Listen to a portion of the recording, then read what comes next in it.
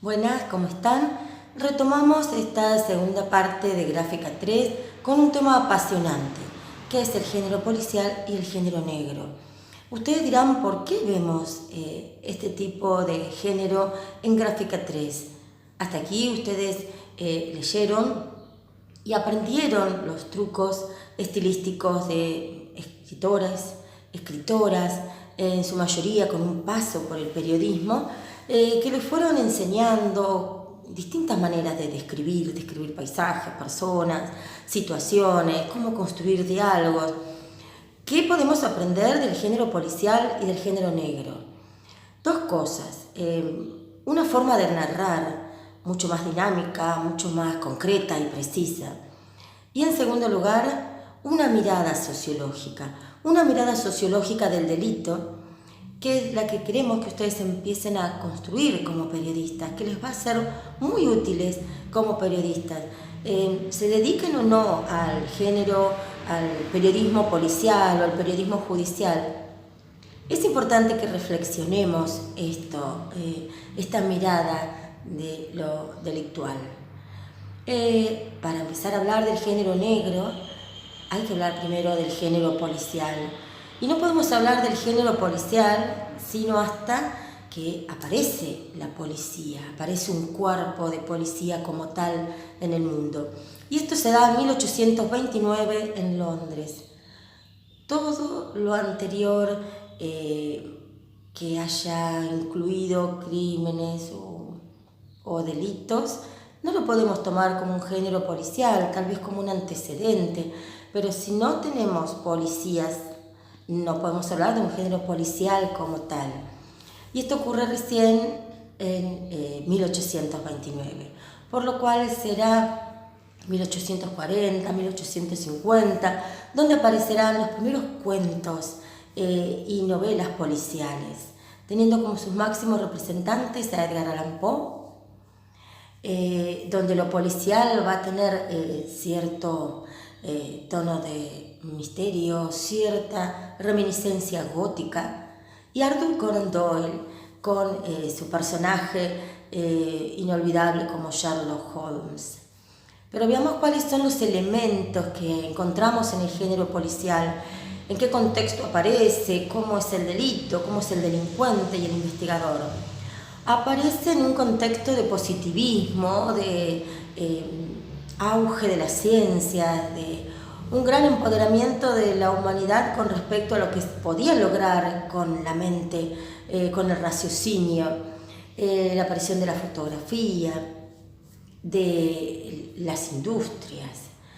Y este auge se traslada también a cómo resolvemos los conflictos, y en este caso el predominio de la razón impacta en este género, que va a tomar como eje para resolverlos justamente uno de los métodos científicos, como es la deducción.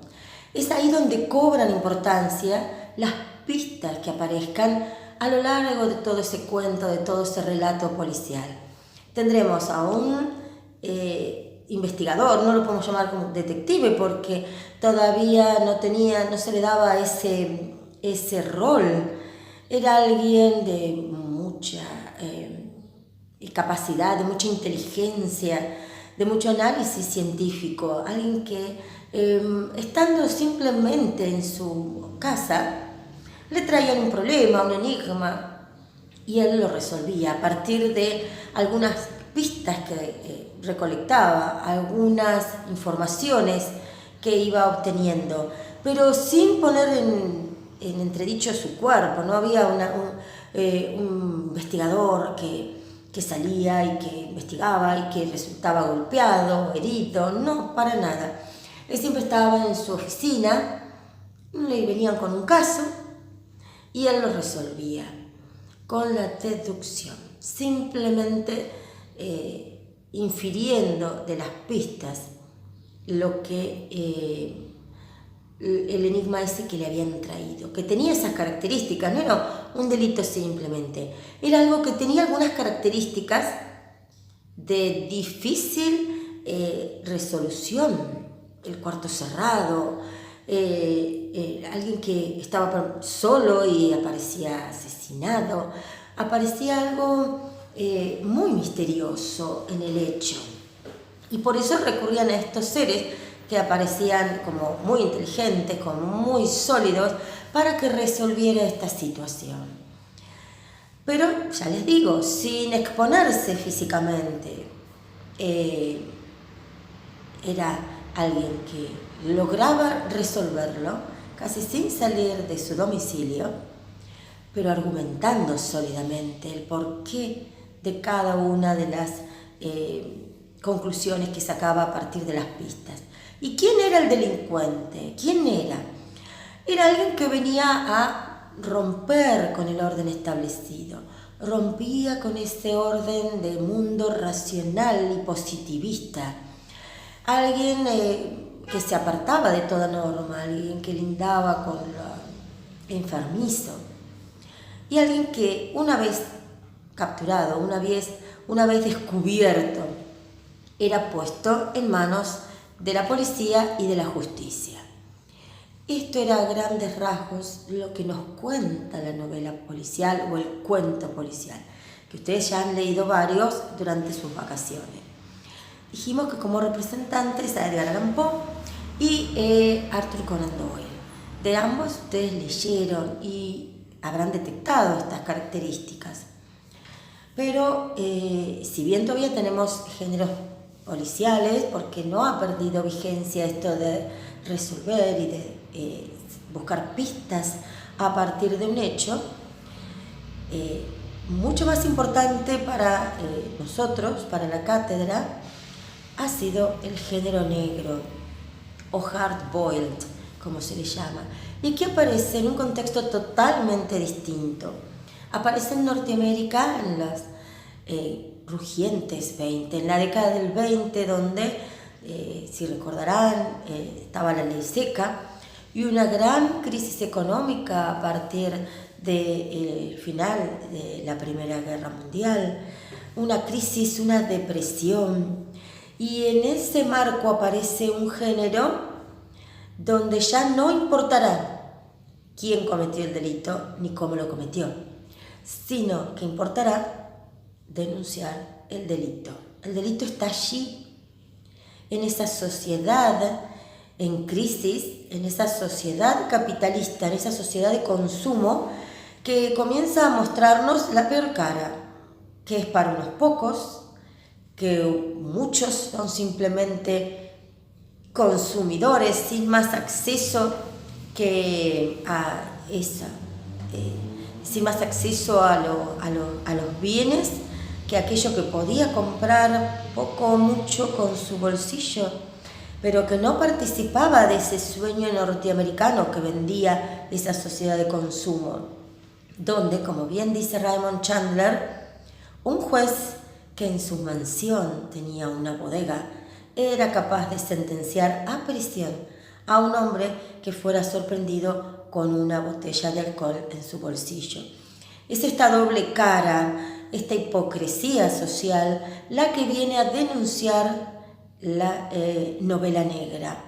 Por eso lo importante allí no es quién fue el que mató o el que robó, sino que en el camino para tratar de hallar esa respuesta, el detective, que ya ahora sí será llamado así, contratado así, un personaje solitario, pero que ya tiene oficina, hasta puede tener secretaria, que recibe una paga por su trabajo, pero es un hombre con valores, con códigos. Entonces comienza a sumergirse en las clases altas o en los callejones, en las clases más bajas, en el submundo, y comienza a ver que las cosas no funcionan como aparentan.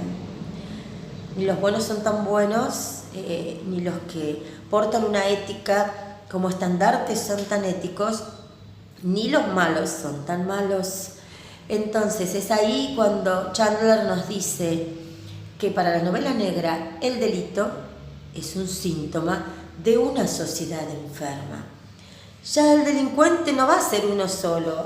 tal vez el que cometió el homicidio, cometió el robo, tenía algunas vinculaciones con otros sectores de poder que lo fueron llevando a esa actitud delictiva.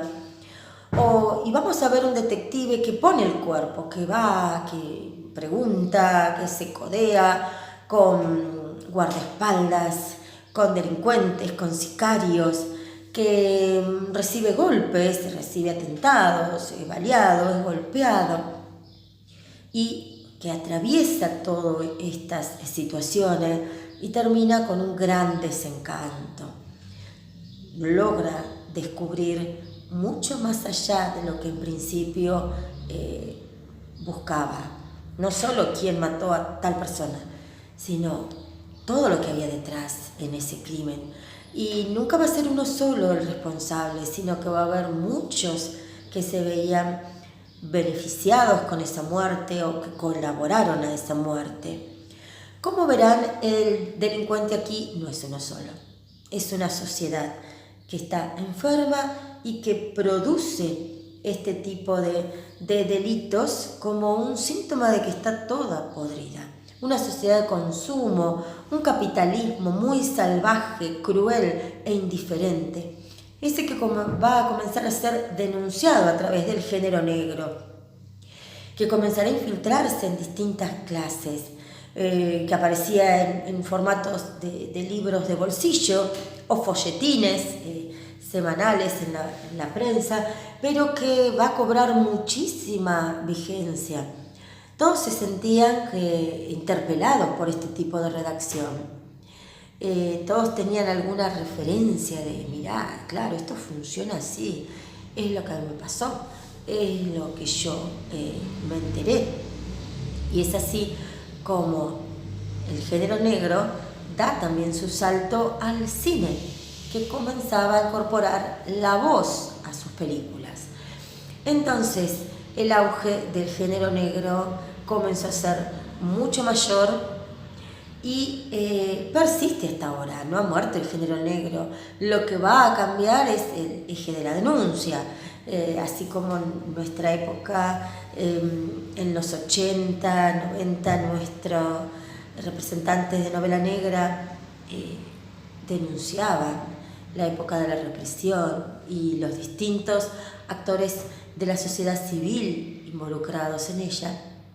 El género negro fue mutando y va denunciando distintos síntomas de la sociedad enferma o la aparición de nuevos fenómenos, como puede ser los delitos informáticos. Es un género que nos permite, es muy flexible en eso. Y si hay detrás un buen escritor para percibir estos elementos, se logra un producto que va más allá de quién mató a quién. ¿Se entiende? Porque lo que va a hacer es, a partir de ese hecho, sacar a la luz otros estamentos que participaron de ese delito, como encubridores, como fomentadores, como partícipes, como consumidores de algún tipo de red de trata, red de pedofilia. Son los delitos o las redes que aparecen denunciadas en este tipo de novela. Y es esa mirada sociológica, esa mirada que va mucho más allá de el cuerpo tendido en una escena de crimen o el boquete en un banco. Es ese sondear en algo que va mucho más allá de ese hecho concreto, lo que nosotros queremos que ustedes aprendan a entender y a construir. Que no solo debemos quedarnos con una escena de crimen o con una denuncia que un sector haga contra el otro. Hay que mirar mucho más allá, porque el delito siempre va a estar inserto en una sociedad. No es algo que se dé aparte como pretendían mostrarnos los del género policial. No era el cuarto cerrado y el gorila que entraba por la ventana como algo que está por fuera, sino que es algo que se inserta en una sociedad, que la propia sociedad genera eso. Y es esa mirada ampliada de un hecho la que nosotros como periodistas necesitamos construir, potenciar y tener siempre presente para enriquecer nuestras coberturas, enriquecer nuestros trabajos.